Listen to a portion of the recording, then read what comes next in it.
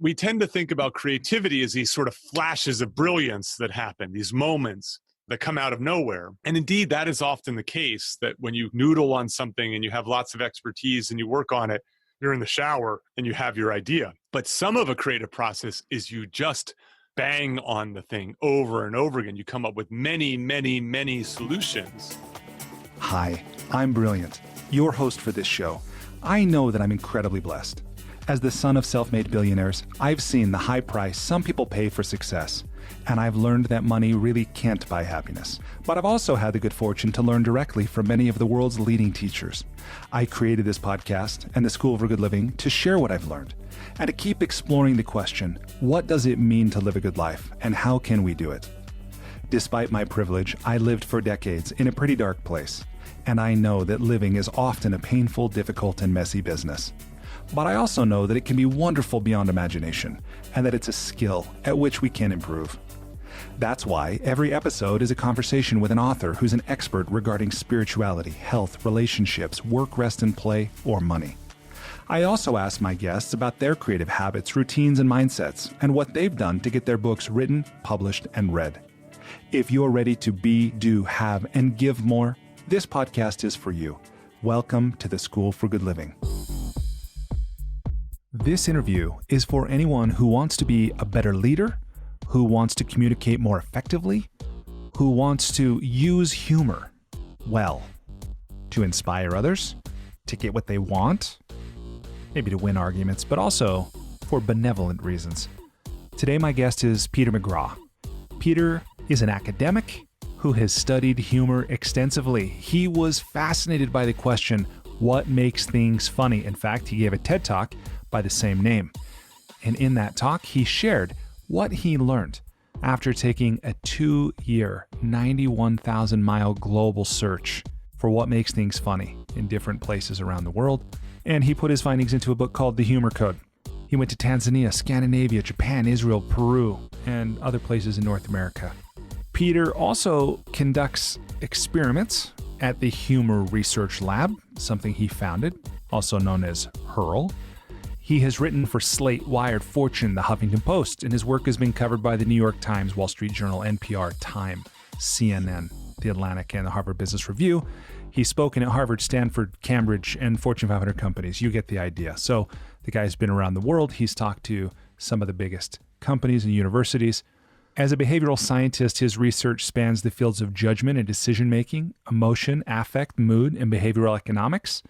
He has a podcast called I'm Not Joking and another called Solo, The Single Person's Guide to a Remarkable Life. The book that is the subject of today's interview is his newest book, Shtick to Business, What the Masters of Comedy Can Teach You About Breaking Rules, Being Fearless, and Building a Serious Career. In this interview, we explore something he's co-created called the benign violation theory. If you feel at all stuck in your job, or you're entrepreneurially minded, we talk about how to be more creative, how to come up with better ideas, whether you're brainstorming alone or in a group. We also, as I've said in the intro, we talk about how to use humor to be a better leader and how to not use humor to avoid being a not so good leader. With that, I would just say I hope that you enjoy this conversation with my new friend, Peter McGraw. Peter, welcome to the School for Good Living. Brilliant. It's so nice to be here. I have to tell you, your name is one of my favorite words. Oh, it is? Well, yes. Thank you. Yes. You know, I appreciate you saying that. I'm going to ask you my favorite question for Uber drivers. What's life about? Okay. So you must knock some Uber drivers over with that question because they're used to getting questions about the weather and traffic and what it's like to be an Uber driver. Yeah, and where they're from. And where they're from. Yeah, indeed. Yeah. So I don't think that there's any one thing that life is about. I think there's a false premise behind the questions about the meaning of life. I think that there are meanings to life. I think life is about lots of things, and it's about doing lots of things, and it's about people walking different paths depending on what's the right path for them. I could go into a lot of detail about this, but I think that's an important idea. I think in a world where you can open up Uber Eats and there are 50 different varieties of food you can choose from, And then within each variety of food, there are 50 different restaurants that you can order from. Yeah. That there's a little something for everyone. And in the same way, there's not one good meal for all people. There's not one good life for all people. But I think the trouble with the world is it's not easy to find your path. It's not easy to find your about. And we have to kind of stumble around a little bit. And we can't always rely on other people's opinions and views to guide us to the right path. We have to discover it. A lot like the Buddha, by going out into the world and tussling with it. Yeah. Well, thank you for that answer. And I think that that lands with me differently, knowing that you and your co-writer traveled 91,000 miles around the world in search of what makes things funny. Yes. Right? But I imagine along the way, you probably learned a lot about what makes for a good life as well. And maybe we can start there. Will you tell me, why did you travel 91,000 miles? Okay, so I'm sort of a run-of-the-mill academic prior to studying humor. That is, I taught my classes, I wrote my research papers, I wrote them on topics that I thought were important, maybe not always provocative, but important. And then I stumbled on this question of what makes things funny. And I stumbled on it at exactly the right time in my career. This idea of timing matters. You can be too early, you can be too late. And if I had been too early with the humor work, I would have just accepted what everybody else believed about the previous humor research, which goes back 2,500 years, because I would have been too new and naive. And I just would have been like my undergrads who say, is this on the exam? And then they just write down exactly what I say and then regurgitate it. If it had been too late, I wouldn't have had the energy and I wouldn't have had the bravado to risk it, so to speak. And so what I did was I started small. I wrote a paper about it with a very bright graduate student who went on to become my collaborator on almost all of my academic work there. His name is Caleb Warren. But around that same time in my career, I was making a decision. I had a feeling that I probably wasn't going to have a traditional life. That is, I wasn't going to become a family man in addition to my profession. How did you know that? Experience, you know what I mean? I sort of, by that point, I was in my late 30s. I kind of knew that I didn't want to have kids. And then once I knew that I didn't want to have kids, then a sort of traditional marriage just didn't seem to make a lot of sense for me. Yeah. And what I was seeing around me was how difficult people's middle years are because they're trying to do a bit of everything. Yeah. But I also didn't want my middle years to be boring because I just was doing my career. Yeah. And so I just started thinking a little bit about what could I use my extra time, money, and energy for that might make my life better in the same way that someone else used their time, money, and energy to raise children in order to make their lives better. And so I had decided that I was going to leave the university in spirit. That is, I was going to become much more of a public, outward-facing intellectual type. But I didn't know exactly how to do that. And I realized very quickly that the humor stuff was the way to do it. The problem was, I didn't have 10 years or 20 years of experience studying this where I could take my ideas and put them out there in the world in this sort of easily accessible way. And so my first book, The Humor Code, was a response to that. It wasn't going to be an opus, it was going to be an exploration. And so I teamed up with this journalist, Joel Warner, inquisitive fellow who's, I think, also yearning to get out of the house. He is a family man. And what we decided to do was to tussle with these questions out in the real world. And my argument was I needed my laboratory. I have a laboratory called the Humor Research Lab, aka HURL. We need to run these experiments and to test the sort of causal effects that are out there in the world. We couldn't behave like philosophers. That was a lot of the problem with the research on humor was it has its roots in philosophy and thought experiments. It had to move into the social sciences and real experiments. But as you know, anything as complex and mysterious as comedy, you can't just interact with it in a lab. Labs aren't funny places. You need to go to funny places to do that. And so the book was this part pop science, but also part travel log in which I got to discover and learn while also teaching. And that's the flavor of the book. And the idea essentially is you need to go 91,000 miles if you want to get the full scope of comedy in the world. Yeah, and you truly did go international, right? You spent time in Tanzania. We were in Tanzania. We investigated an alleged laughter epidemic in the early 60s. We went to the Amazon with Patch Adams and 100 hospital clowns to try to answer the question, is laughter the best medicine? We went to the West Bank. We went to Palestine to look for humor where you least expected. Went to Japan to try to figure out these crazy Japanese game shows that are just so perplexing to Americans, but beloved to the Japanese. And then you made your own game show as well. How much of that experience informed what you do? Oh, yeah. Wow. You've done your homework on this. I'm impressed. So, yes, I created a comedy game show called Funny or True. I've done it as a live theater show.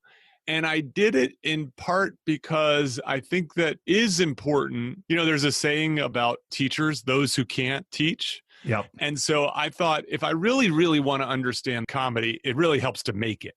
Yeah. And so I've done some improv, I've done some stand-up. I'm taking a sketch writing class at the moment, but I created this comedy game show. And I have to tell you, it was a great experience. It was really wonderful. It sounds fun. And can I find episodes online? You know, there is on my YouTube channel, you can find one episode at the West Side Comedy Theater in Los Angeles. And it features a chemist, a sex researcher, and then two prominent stand-up comics, Alonzo Bowden from Wait, Wait, Don't Tell Me. You probably know from him. He also was on Last Comic Standing. And then Neil Brennan, who is co-creator of Chappelle's Show.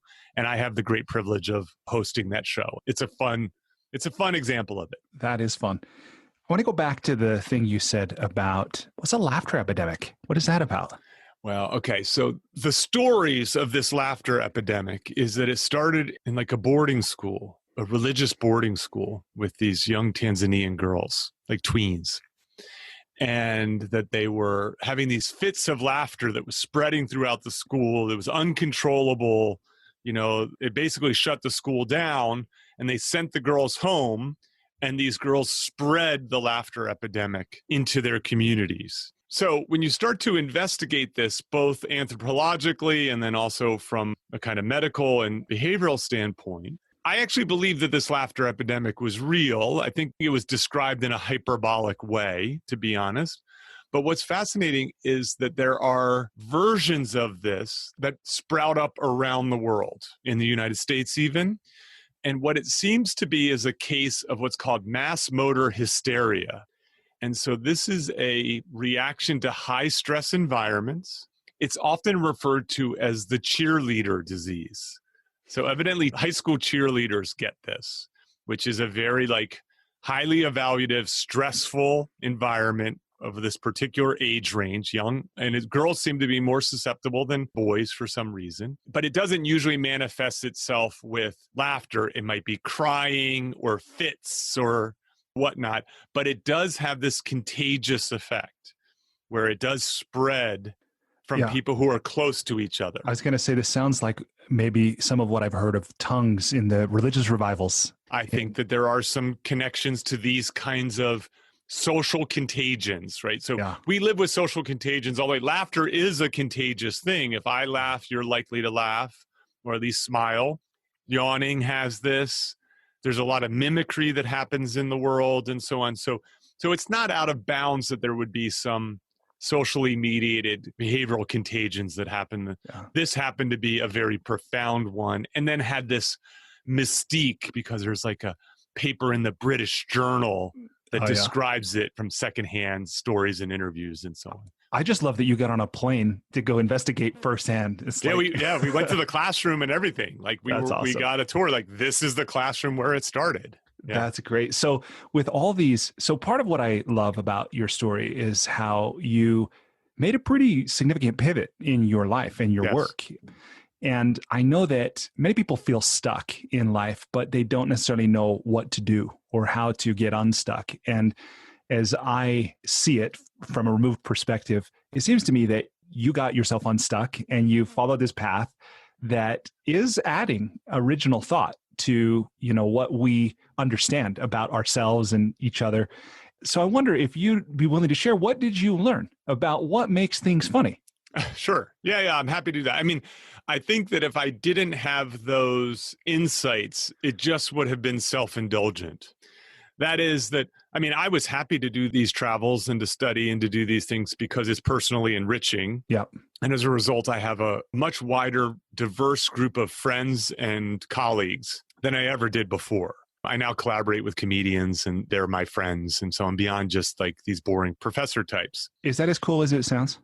You know, these are fun people. I will tell you, I will say the one thing I really appreciate about my comic friends are they really do think differently. Yeah. Often they're very smart, but I remember I took an upper division class. I was an English major, and I took an upper division class about comedic film, and it was titled Comedy, the Angry Art Form.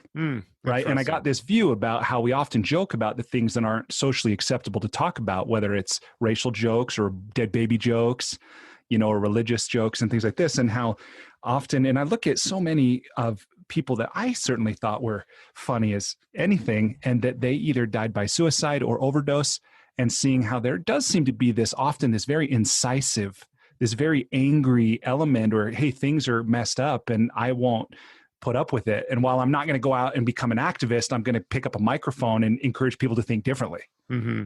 Yeah, I would say that they see the world differently. The best comics are kind of misfits. So in my most recent book, I use this line that Jerry Seinfeld says, is that comics are humanoids. They're not aliens. They're not humans. They sit on that edge. They have enough knowledge to be dangerous, but they don't fit it in enough to just accept this is the way things are. Yeah. And so I see them as artists. I think they're a particular form of artist. For sure. To be honest.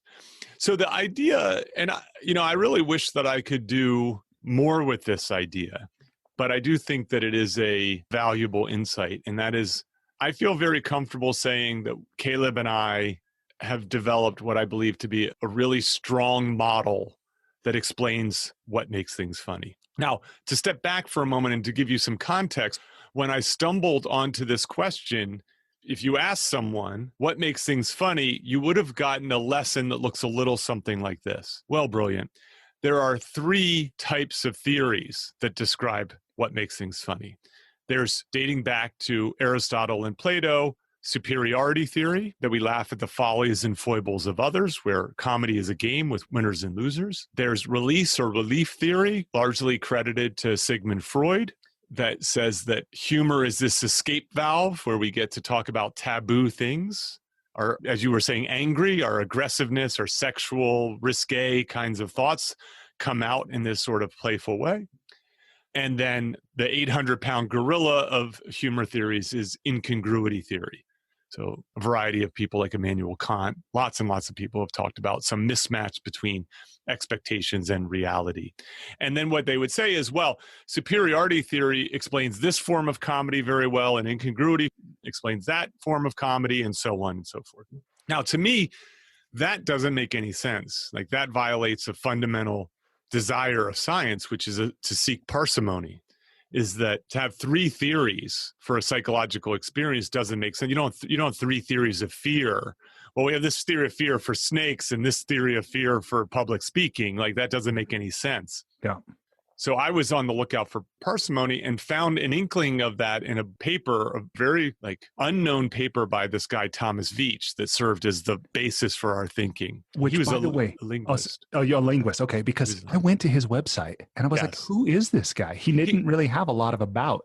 He's an interesting character. He is no longer in academia, but one of the beautiful things about Thomas Veitch is that he's clearly a very smart fellow. And he wrote a paper that I thought was really profound. And then he was very early to the internet, and he published the paper on the internet. And so I found it in a random Google search. In the way when I give my students a paper to write and they just Google the topic, I was doing a very similar thing at that stage. And I luckily found his paper. And then Caleb and I took those ideas, sprinkled in a bunch of psychology, and then started testing them. And the idea is that we tend to laugh at, be amused by, find funny things that are wrong yet okay, things that are threatening yet safe, things that don't make sense yet make sense, what we call benign violations.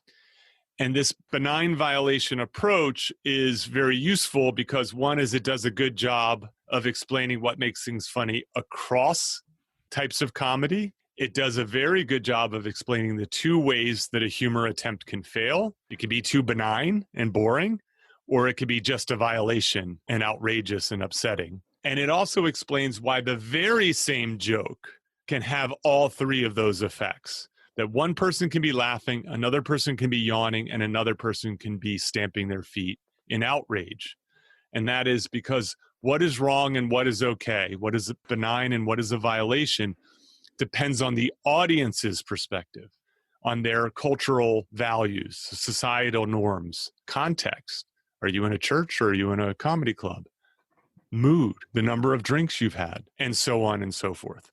And so we find time and time again that this is a very useful model to explain puzzles, but it also is sort of an intuitively appealing puzzle. That's one of the things that I like about a lot of my comedy friends is they say, you know, I never thought about what made things funny before. I know what's funny. I know how to make funny, but I never thought why. And this does a pretty good job of explaining why.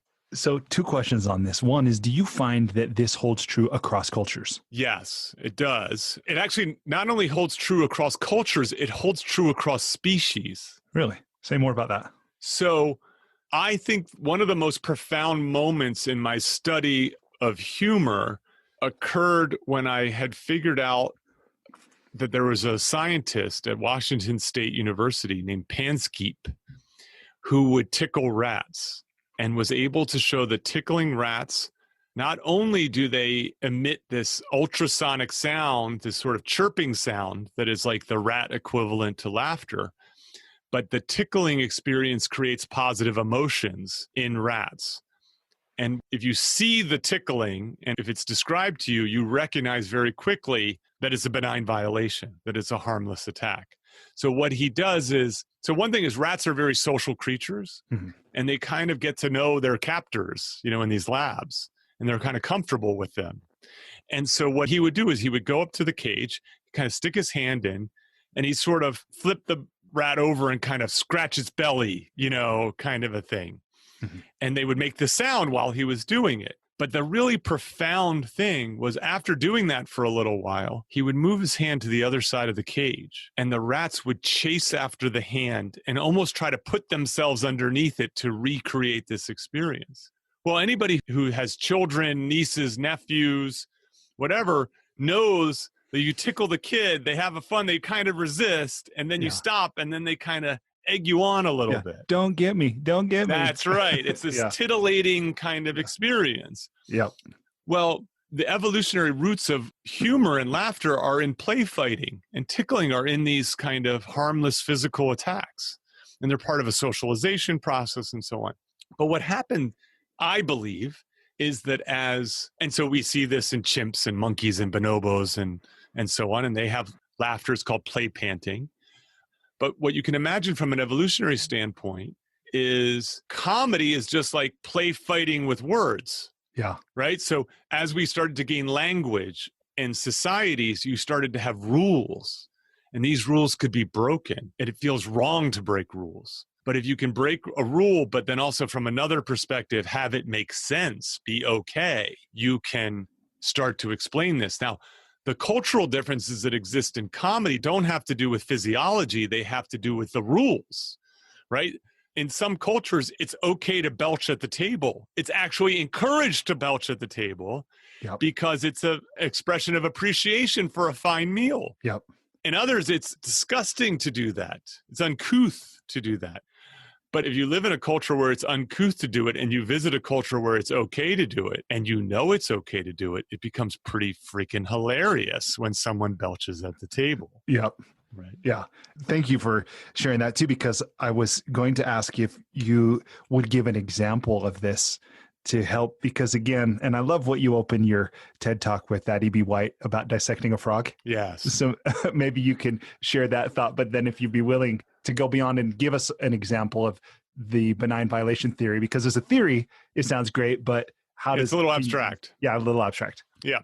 So the E.B. White quote is basically like studying comedy is a lot like dissecting a frog. What is I the think thing? it's like very few people care. Few people care and the frog dies of it. Yeah, that's right. And I do agree with that. Like, actually, I would say that there is a downside to the work that I've done, which is I just don't really like stand-up comedy anymore. Really? In part because I find myself not enjoying it like an audience member enjoys it. I find myself watching it and anticipating and figuring out what he or she is doing on stage. So, occupational hazard, huh? yeah, I mean, look, I can appreciate the artistry of it, but I have very rarely have a big belly laugh as a result of it. So I get that point, but it doesn't mean that it's not worth doing, you know? So I think that comedy creates enough joy in the world, but it also creates enough heartache and anger that we should at least understand what we're working with when we use it. Now, I'll give you another example of, let's talk about wordplay for a moment. Okay, so we've talked about like violating social norms. We talked about physical threats and pratfalls and stuff with the physical comedy and tickling and so on. These are harmless attacks. So imagine a situation where you go to the bakery and you tell your baker he's got great buns. Okay. So that gets a snicker, it gets a laugh. It probably would get a laugh from him too, in the sense of you have this a comic would call it misdirection. Mm-hmm. You know, it at first appears like a reference to his backside, but really it's about his bread products and it's a compliment. So you take this violation and you make it benign and you get the laugh. You tell a banker that he's got great buns. You don't get a laugh, you get a lawsuit. Yeah. Right? You know, because there is nothing that makes that okay. You know, you need both of these appraisals in order to do this. And what comics do, or what anyone who's adept with comedy does, is they have good instincts and good experience to try to, it's why your point earlier is your experience is that funny people are often very bright. Mm-hmm. There's a bunch of personality research on comics. That is the one thing that is certain, is that funny people, especially on the production side, tend to be smarter than average. In part because this is a skill that there is a intellectual, cognitive language, oftentimes element to it. And so it's not always easy to create this stuff, but people who are adept sort of have good instincts by which to use these sort of techniques to create benign violations. Interesting. Well, tell me, if you will, please, about your latest book, Shtick to Business, What the Masters of Comedy Can Teach You About Breaking the Rules, Being Fearless, and Building a Serious Career. Who did you write this book for and why? Okay, so I wrote this book half for myself and half for, I would say, either people who are kind of stuck in their jobs and looking for a better life, or people who are kind of entrepreneurial minded. Mm-hmm. So I had a little bit of a puzzle at some point where I was still living my normal academic life by day, and I was living this sort of exciting comedic life by night. You know, so I was teaching MBAs by day and I was decoding comedy by night. And I wanted to see if I could bring those two worlds together. So instead of keeping them separated, could I bring them together? And I think this is actually a good lesson. It actually comes up in Shtick to Business. And that is that if you want to be creative, very rarely is your first thought the creative thought. So I define creativity as an original, appropriate solution. That is, you solve a problem and you do it in a way that's novel, that other people aren't solving that problem. Okay. Mm-hmm. That makes sense. Yeah, it makes sense. Easy. It's an easy definition. So obviously you have to have both of those things to be highly rewarded in the world. If you're solving a problem the same way that everyone else is, then it's just whoever does it at the lowest price wins. If you solve it in a way that is novel, however, then life gets interesting. And so my first premise, let's say, was, well, I'll write a book about how to get ahead by being funny. This is a highly valued skill. We like funny people. We like them in our personal life. We actually like them in our professional life too. There's a variety of evidence for why being adept with comedy can help you get ahead, can help you be more persuasive, more likable, more approachable, and so on. And I even started to pursue this, but I never felt comfortable with the message. It seems to me like that could be laden with pitfalls, right? Indeed. About go in and just be funny. But by the way, and I'd love to, because you mentioned there's a variety of things that show, I want to get your view on this while we're just on this topic. I've heard that one of the things that humor signals to others is confidence. Mm-hmm. So I've heard whoever uses humor controls a meeting. generally, for better or worse. But people look to that person. Yes. The issue, brilliant, though, is that that's half the story. So some research coming out of Penn recently that was based on the benign violation theory does reveal your intuition is correct, is that leaders who use jokes, who make jokes, are seen as more confident. And that makes good sense because people intuitively know that comedy has risks. Right. You know, and this is why I started to think I shouldn't tell a ballroom full of 500 or 1,000 people to go forth and be funny. And the reason is we've got to worry about that guy. Right. You know, always designing for that guy. The memos get written for that guy, you know? Yes, exactly. The guy who thinks he's funny. Right. And the idea essentially is that the downside and the cost of not being funny is even greater than the upside of being funny. Yeah. And so what I do is now I have like a group of people who are skilled, and then they use that skill more and benefit. And then you have a group of people who are underskilled. They use that skill more, and then they make the workplace less good. Yeah. And so that study that I was telling you about out of the University of Pennsylvania also finds that leaders who use jokes and aren't funny are seen as less competent. So it's this confidence-competent dichotomy. And so really what the message has to be is this: go forth and try to be funny and make sure you succeed. And that's hard to do. It takes professional comics 10 years to get good at their craft. So they're succeeding regularly, and they're still behind the scenes failing a whole bunch. And so that first premise, I just was like, I can't do this. It's not good for the world for me to do this. I'm actually going to hurt people by encouraging them and their peers to be funny. So let me just jump in and ask this. So the creative process is a messy process often, right? And it's having a sense you want to do something, but not necessarily knowing how. Like you're saying, you want to merge these two worlds, the academic and this comedic moonlighting, so to speak. And so you're going down a path, you have an idea, but then your intuition and your reason is saying, kind of in the right direction, but not quite right. This is the question. That was all a long way of setting up this question. How long before the book was actually published was it your intention to write this book? And where did this pivot, this shift in kind of approach come? Well, after I wrote my first book, co-wrote my first book, people would ask me, what's your next book? And my response was, I'm never writing another book. Yeah. So this is related to your previous question about, who did I write this book for? When I hit on the idea for Shtick to Business, I knew I was going to write a book. And the reason was that I felt like I had ideas that were going to truly be beneficial for the world. And I knew that I would be pissed off if someone wrote the book before me.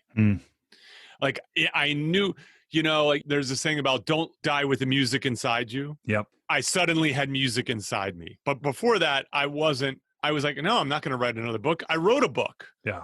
I wrote one, did that, on to something else. But once I had the idea, I was like, oh, I have to write this book.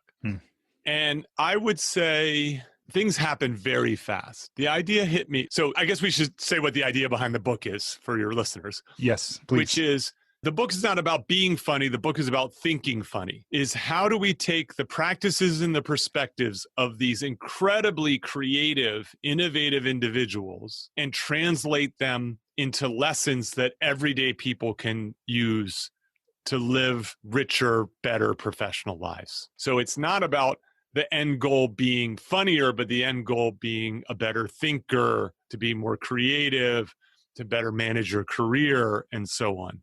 And the idea behind it essentially is, boy, these folks have a really tough job. Boy, they make it look really easy. That can't all be intuition. There must be ways that they go about doing their work. And I am the only person who can translate those, because I know both the business side of things, the behavioral side of things, and the comedy side of things. And so it would have really upset me, not only if someone wrote the book before me, but if they didn't do as good a job as I thought I could do. Yeah. And so things started to move very, very quickly once I hit that idea.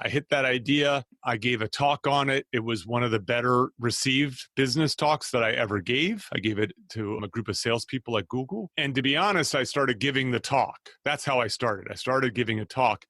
And it was the best talk I've ever given in terms of for that kind of audience. Mm-hmm. Everything before that, I was kind of trying to fit a square peg into a round hole. And so then the research just started to blossom. And I just, everywhere I looked, I started seeing this. And so I think from idea to publication of the book was 2.5 years. Wow. Very fast. Yeah. Very, very fast. So that was good. And it was fun. Actually, a lot of people, you talk to people about, what was it like writing the book? They're just like, oh my God, it just nearly killed me, Yeah. I'm lucky I didn't have that. I had a good experience writing the book. I would imagine, and you can correct me, but part of that being it was the synthesis of two things you were looking to bring together. Yes. Part of it was the subject matter, but I think anything we're passionate about or that we're eager to share with others, it will have that sense, help us have flow and meaning and enjoyment. But the fact you had a co-writer as well, it seems like. Well, that was for the first one. Oh, well, maybe not a co-writer, but who's the gentleman? Oh, yes, that's right. I did have help. Right? Yes. Yeah. So that's worth mentioning. So, a book about humor should be funny. Yeah. And so I worked hard to try to make my bits funny, but I have a very good friend, Shane Moss, who's a stand-up comic and science communicator. I do science about comedy. He does comedy about science. Hmm. And so we became friends about 9 years ago or so. And I invited him to be a special contributor to the book. So we have these little breakout sections called Shtick with Shane, where Shane gives a comic's perspective on the lessons in the book, anecdotes and stories and so on. And he's pretty funny, and he has that. He takes what's often a little bit abstract and he makes it very real. And that was fun to work with him on that. Yes. Yeah. It was fun for me to hear both of your voices in the book. And he teases me a lot in the book too. Yeah. It's fun. So when this started, I understand you had basically like 21 things, but the book ended up being 7 chapters. Right? Boy, you really did your homework. I'm impressed. Well, I'm really interested in what you're doing and I like it a lot. But I wonder in all of this, and I love also how you shared organically where your speaking was really both the refinement, but the expression of these ideas and things like that. As it has gone through that 2.5-year drafting process and all the sharing and all this, what have you found has really landed most with your audience? What have people been able to receive and apply? Or what have they enjoyed the most of what you've been sharing? Yeah. So the lesson behind the 21 lessons and then it turning into a 7-chapter book is, I think that's a good thing for people who are aspiring to make things, to hear, is that I had this sort of vision as a very slim book of like 1,000-word chapters, 21 1,000-word chapters. It's sort of like, I thought of it as kind of like a toilet bowl book. Right. It's the kind of book where you read a chapter while you're taking a dump. You know what I mean? Like that kind of thing. And then I read one of those books and it just left me so unfulfilled. And so what I decided, I was going to write a book that felt light. It felt breezy, but it had some meat to it. And then what I realized was some of my lessons were big and some of them were small and some of them were strong and some of them were weak. And so then what I did was I got rid of all the weak lessons and I kept 7 strong lessons 7 big lessons and 7 small lessons. So I have these mini lessons in between the chapters. And so I think that this sort of act of creation is important, which is like there is a sort of fumbling around that often happens. I will tell you this, those mini lessons at one point were part of the chapters. And I had a moment where I was trying to edit and make sense of a chapter, and I just realized how it didn't fit. And I was like, I either have to get rid of these or put them somewhere else. And I had this moment where I go, oh, what if I put them in between the chapters? Again, like a palate cleanser, like a little, And as soon as I did that, it all just came together. Wow. The chapters got better. The book became a little bit more diverse and interesting and was more fluent and so on. I'm afraid I forgot the full part of your question. Well, it was about, what do people find valuable or resonates with? I'll give you 2, and one of them I think we'll save for the later in the podcast because I think it's more relevant to what you want to talk about. So the first one is actually chapter 1. So chapter 1's a little bit of an unusual chapter because it's kind of a case study. And chapter 1's called Reverse It, and it's about this comedy 101 technique of the reversal or producing an opposing perspective. And this is something that people like because they can immediately start to use it. So a lot of comedy is based on taking the thing that everybody thinks and then going in the opposite direction. So I open that chapter with a story about Chris Rock, the stand-up comedian, in his Netflix special Tambourine, does a bit in which he talks about how bullies are good, right? So we all can agree bullies are bad, but he points out the ways that bullies are good. And he does a very hilarious bit that's highly appreciated by his audience. He argues that bullies help us prepare for a tough life. Teachers do half the work, bullies do the other half the work. You see it in like one-liners. So Henny Youngman, the king of the one-liners, says that when he read about the dangers of drinking, he gave up Reading, exactly, right? So the reversal, Yeah. And so it's a great way to create comedy. Comedic movies are based upon reversals as premises. Trading Places in the 80s with Dan Aykroyd and Eddie Murphy, right? So you have the wealthy Wall Street banker and the street hustler change roles, Freaky Friday, etc., right? So reversals are all over the world of comedy. What's very interesting is that the average person doesn't think in reverse. The average business doesn't think in reverse, but there's opportunity in thinking in reverse. When everybody's zigging and you zag, there's opportunity. For example, these two Brooklyn-based entrepreneurs are trying to compete in the smartphone market. Well, how do you outsmart Apple and Samsung?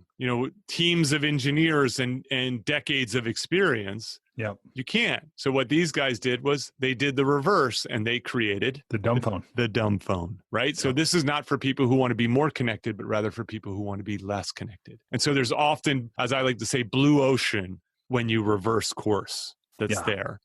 And then I have a technique that I teach, and I have actually a workbook that you can download off my website where you can do what I call shitstorming, which is brainstorming bad ideas. And there's a variety of benefits of brainstorming bad ideas.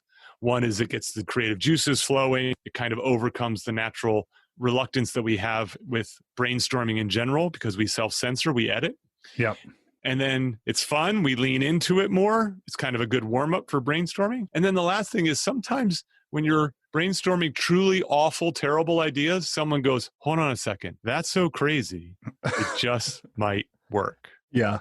And so I think that thinking in reverse won't always guarantee a good idea, but it's a useful way for the average person, especially when you're stuck, especially when you're in a competitive environment, especially when everybody's doing the same thing. You can fight the status quo with a reversal. Yeah, there really is, I think, a genius in that. And like you're saying with shitstorming, where it can take the pressure off, right? And all of a sudden, it just opens up possibility, the permission to look at things in new ways. I remember once hearing that part of the value of just generating a lot of ideas in a brainstorming session is that bad ideas often lead to good ideas. Ah, yes. I'm glad you brought that up because I mentioned my first premise. So one of the lessons, it's a mini lesson, the book is called Third Thoughts.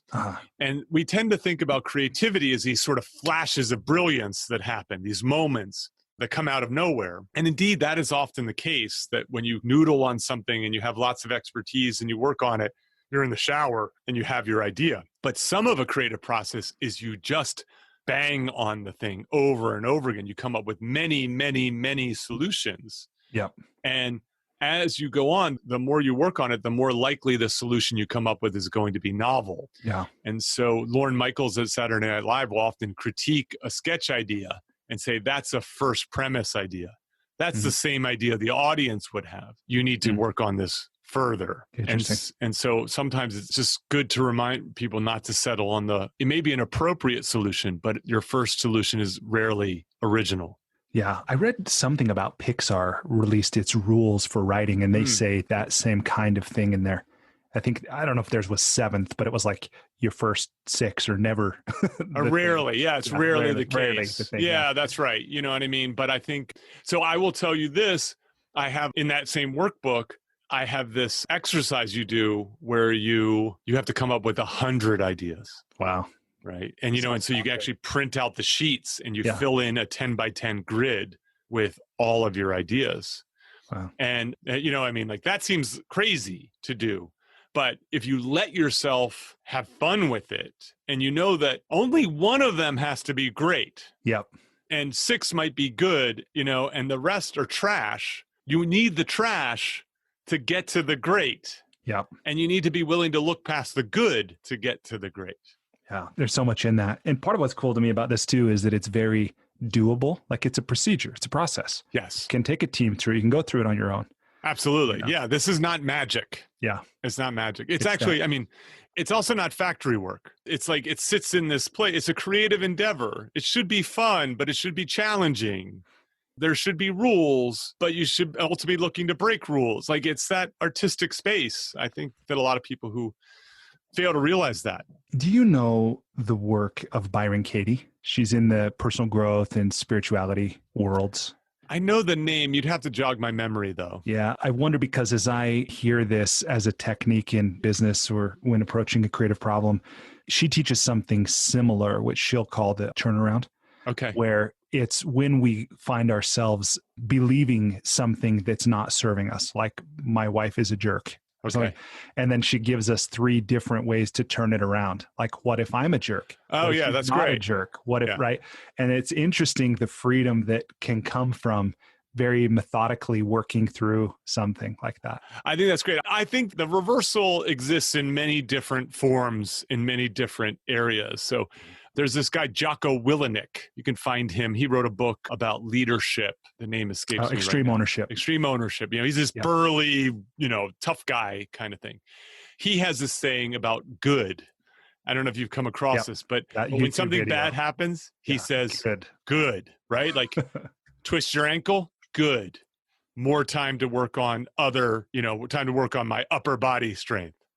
Project delayed, good. Extra time to prepare. Like whatever that situation is, he finds a way to find the good in it. That's a form of reversal, I think. Yeah. And it's powerful, right? It's a choice in some way to look for. And as we know, when you seek, often you find. So indeed. That's powerful. Let me shift with your permission to the enlightening lightning round. And then we can come back to the other idea and maybe close with that. Yeah, you probably know what it is, but that's good. Well, I look forward to hearing it directly from you and sharing with listeners. So, okay. How you doing, by the way? You doing okay? Great. Yeah. Okay. I know we're getting close to our time here, so I'll make it a little more punchy. Okay. And you're doing great. I just want to honor that time thing. This lightning round is a series of brief questions that you're welcome to answer as long as you want. But for my part, my aim is to ask the question and stand aside. Okay. Question number 1. Please complete the following sentence with something other than a box of chocolates. Life is like It's like a menu at Cheesecake Factory. Okay. Question number 2. Here I'm borrowing Peter Thiel's famous question. What important truth do very few people agree with you on? That the path to living a good life is to create a family. Okay. Question number 3. If you were required every day for the rest of your life to wear a t-shirt with a slogan on it or a phrase or a saying or a quote or a quip, what would the shirt say? Today's a big day. I love that. Question number 4. What book other than one of your own have you gifted or recommended most often?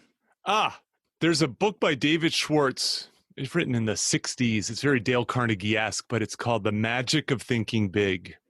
And I think that book is a useful starting point for the average person who wants to do something with their lives. I think that you need to first start to think big before you can act big.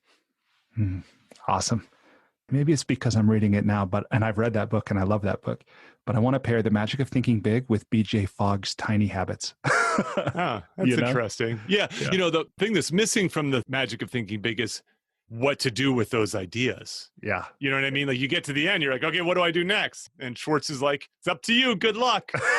Yeah. If you can dream it, you can do it. That's right. It's not enough to just dream it, but you need to dream it first. Yeah.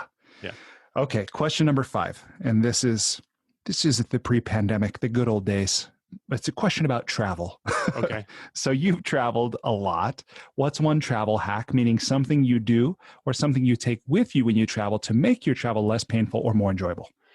Okay. So I have purchased a little mini speaker for my travels, and it's because I like music, and you're spending a lot of time in hotel rooms. And it's fun to be able to play music as you're unpacking, as you're showering, as you're kind of spending a little bit of time in that space. And hotel rooms want to be quiet, so they don't have sound systems in them. So I bring a little sound system with me. Right on. Okay. Thank you for that. Music is so important. I mean, it's just such a nice way to change the mood. Yep. Question number 6. What's one thing you've started or stopped doing in order to live or age well? I've never been a big drinker, so I didn't drink till I was 25. Drinking is fun, but as a 50-year-old, I rarely drink anymore. And I rarely drink anymore, not because it has ceased to be fun, but because the downsides now outweigh the upsides. The next morning, I have things I want to do. That's my creative time, and the alcohol gets in the way of that. I don't sleep as well as I used to. The alcohol gets in the way of that. And I like to remain lean and fit, and the alcohol gets in the way of that. People don't think about this, but you're basically drinking sugar. And I have this thing where I am trying to eliminate sugar from my life as a metaphor. And so obviously sugar, but then sugar like video games and social media and sports spectating, all of these things I believe have a very similar profile, which is pleasurable in the moment, but either have no long-term benefits or actually negative long-term benefits. So I am on the lookout to remove the sugars from my life. The one that I'm working a little bit more on these days is social media. And the problem with me with social media is that it doesn't fully meet the criteria. Yeah. There's still long-term benefits of some social media stuff. Yeah, for sure. But I'm pulling it back rather than eliminating it. Right on. Okay. Thank you for that. Question number 7. What's one thing you wish every American knew? Right now, germ theory. Yeah. And me both. I'll add something else that's less cheeky. I wish every American knew algebra.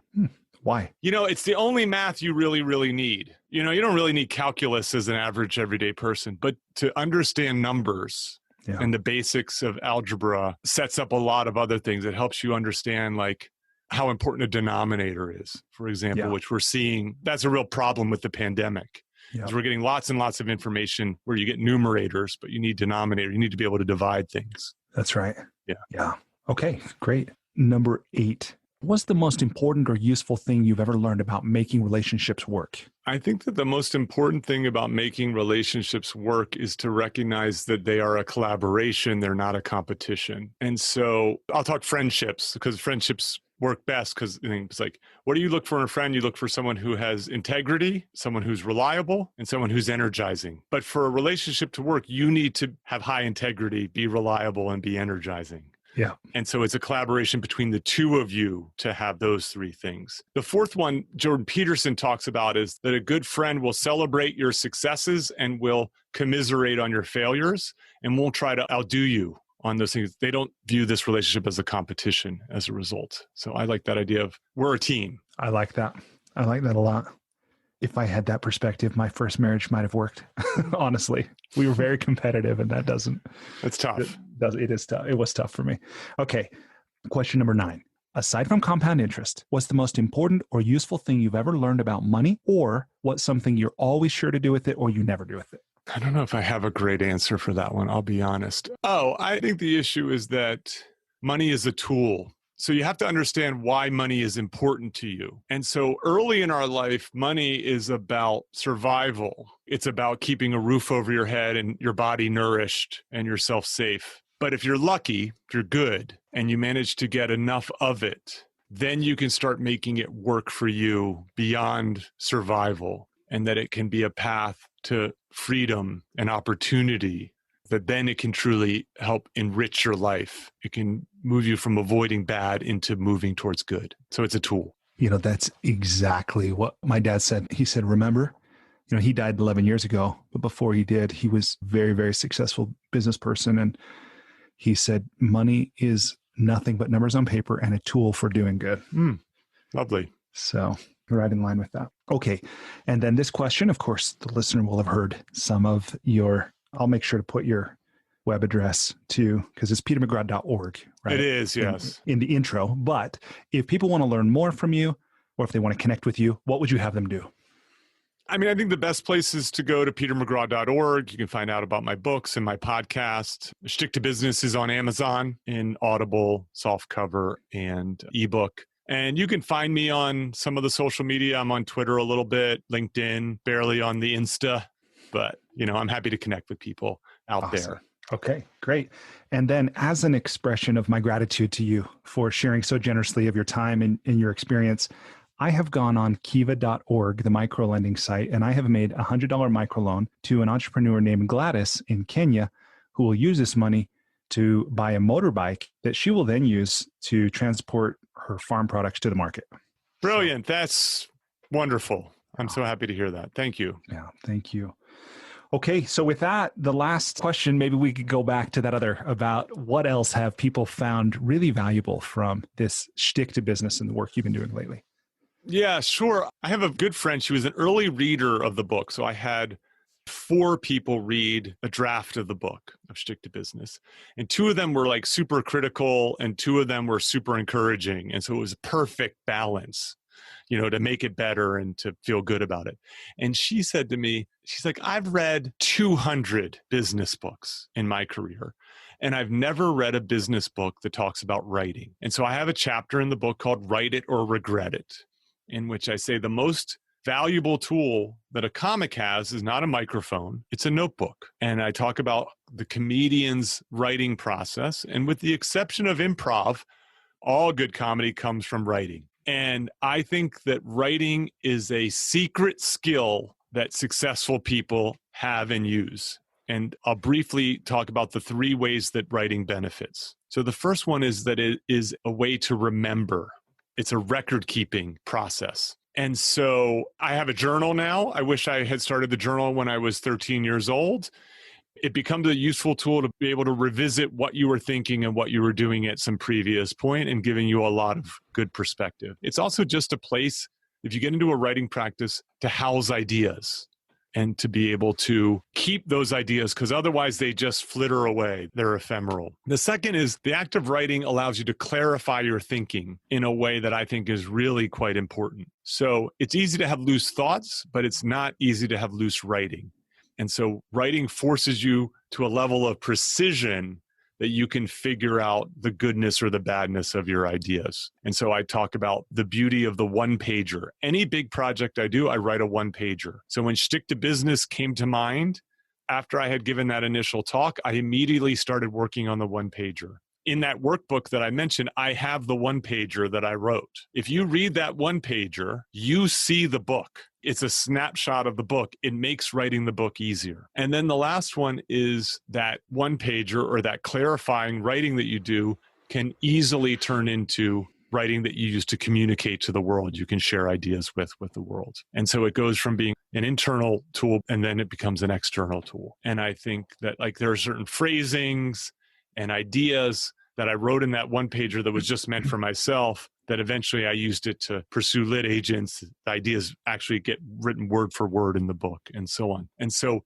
writing is a challenging endeavor, but it has this highly rewarding benefit both to the individual and to the world. Yeah, for sure. What's that about? A single drop of ink can cause a million to think. I've never heard that. I like it. Yeah. So you talked a moment ago in the enlightening lightning round about giving up or moderating your use of alcohol because of it, in addition to other reasons, its adverse impact on your creative routine the next day in the morning. Mm-hmm. Will you tell us about your creative routine? What's that like, and how meticulously do you observe it or honor it? Yeah, so I have a morning routine. I've started about 12 years ago. It has had a life-changing effect on me. I'm up pretty early. I'm an early riser. I'm up, I brush my teeth, drink a bunch of water, get dressed, and I'm as quickly as I can, typically in a coffee shop or cafe.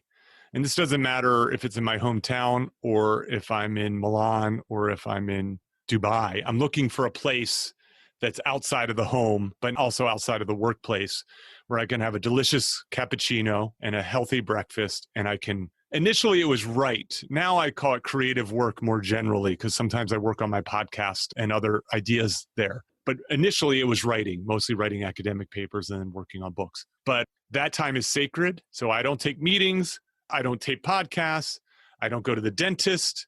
I protect that time and I make it a regular part of things. I like to do it every single day if I can. And I do it anywhere between 45 minutes and 4 hours, depending on the day, depending on the timing, depending on the flow, depending on a lot of things. And that's where I'm at my best. I'm peak energy, I'm peak creativity. And it's like I'm shot out of a cannon. And I love that time. I actually tried to deviate from it at a couple times in the last 10 years, and it made me miserable. So now it's not even something I have to choose to do. It's something I'm compelled to do. Yeah. And it makes my life better. That's awesome. That's great. What prompted the implementation of this morning routine 12 years ago? You know what it was I had realized that I was a terrible writer and that I was going to need to get better if I was going to succeed as an academic. So I was an assistant professor, and it didn't look like tenure was going to happen for me if I continued doing what I was doing. And so I did something that I have a tendency to do, is I researched the topic. So I read a bunch of books on writing, and I read a bunch of blog posts on writing. And there were a couple things that came through, which is that not all, but most elite writers, and actually most elite creatives. So there's a really wonderful book called Daily Rituals by Mason Curry. Yeah, How Artists Work. I love that book. Yes. And is that they sequester themselves typically early in the day. Writers tend to have a cup of coffee. I didn't even drink coffee at that time. I started drinking coffee because I was just like, well, if it works for all these people, it must work. Right. And so all I did was I just started behaving like an elite writer behaves. And I remember like the first day first of all, I didn't do coffee. I did green tea.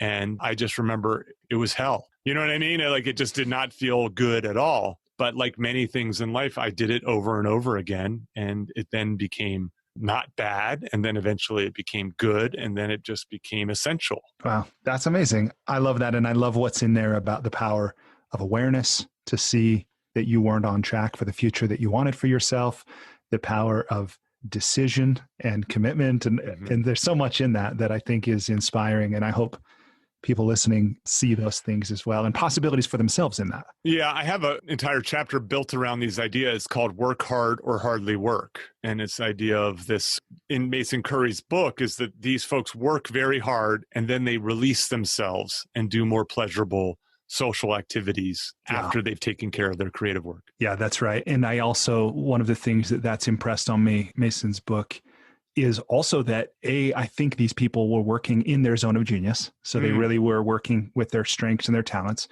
And then B, the power of consistency, where some of them worked for only 2 or 3 hours a day, but they did it for decades. Yes, it's crazy. We think of people working 12 hours a day, but you're better off working 2 hours a day, 7 days a week than 14 hours in one day. Right. I agree. There's a lot to that. Okay. So there's so much more. And I know it might not be on your horizon now, or maybe it is, but Peter, I want to have you back on the show sometime. And I hope it's with your next book, whenever that happens to be. Sure. I'm starting to work on it. I knew it. And there's so much more I want to ask you about when we have that conversation. I want to understand more about your work with the Morals Lab also. I want to see, I don't talk much with people about the trolley problem, but that's one of the most fascinating things. I want to ask you about, I understand you were mentored by Kahneman. So there's plenty more, plus what your book will be. So if you're open to it, maybe we can keep that open as a possibility. Yeah, that'd be my pleasure. I will say this, your audience must really appreciate you because your attention to detail is extraordinary. Well, thanks. Like I said, I love to learn. I think your work is really interesting. I really do believe the world is a better place because you're doing what you're doing. I know we all want to make a difference and it can seem really abstract, but when you put effort behind an intention as you are, I think that it not only does a lot of good, but it is inspiring for people. And I want to share people's work who are doing that. Thank you. Okay. Well, thanks again. Brilliant. Thanks so much. It's great to meet you. Likewise. See ya. Cheers. Bye. Despite living in an age where we have more comforts and conveniences than ever before, life isn't working for many people. Whether it's in the developed world, where we're dealing with depression, anxiety, addiction, divorce, jobs we hate, relationships that don't work, or people in the developing world who don't have access to clean water or sanitation or healthcare or education, or who live in conflict zones, there's a lot of people on the planet that life isn't working very well for. If you're one of those people, I invite you to connect with me at goodliving.com. I've created Life's Best Practices Breakthrough Coaching to help you navigate the transitions that we all go through. Whether you've just graduated school, you're going through a divorce, you just got married, you're headed into retirement, you're starting a business, you just lost your job, whatever it is you're facing, I've developed a 36-week course that you go through with me and a community of achievers and seekers who are committed to improving their own lives and the lives of others. So through this online program, you will have the opportunity to go deep into every area of your life, explore life's big questions, create answers for yourself in community, get clarity and accountability. If that's something you're interested to learn about, I invite you to contact me directly at brian@brianmiller.com or by visiting goodliving.com.